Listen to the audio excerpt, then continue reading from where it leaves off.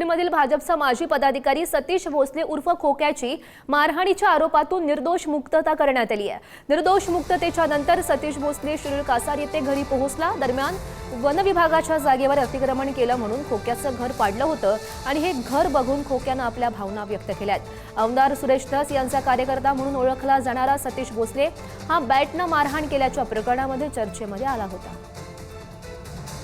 कोर्टावर न्यायदेवतेवरती भरोसा होता आणि न्यायदेवतांनी मला न्याय दिला, त्यामुळे मी न्यायदेवतेचे खूप खूप आणि खूप आभार मानतो। सगळे विचार वेगवेगळे, आता बघा ना हे घर कसं केले माझं। आज माझे लेकरं बाळ, माझे वडील, इतके 80 वर्षाचे वडील आहेत माझे, आज त्यांना राहण्यासाठी छत नाही, माणसाच्या मूलभूत गरजा अन्न वस्त्र आणि निवारा आहे, हे सुद्धा ह्या लोकांनी आमच्याकडून हिसकून घेतल्यासारखं झालंय। हे जे व्हिडिओ होते ह्या लोकांनी बनावट बनवून काहीतरी कुणाचं अंगाचं मीठ तेलावर घालून ह्या लोकांना फक्त काहीतरी जिरवाजिरवी किंवा दाबादाबी करायची होती, त्याच्यामुळे ह्या लोकांनी मला टार्गेट केलं आणि मला टार्गेट करून माझ्या घरावर, माझ्या कुटुंबावर अशा पद्धतीने त्यांनी अन्याय केलेला आहे।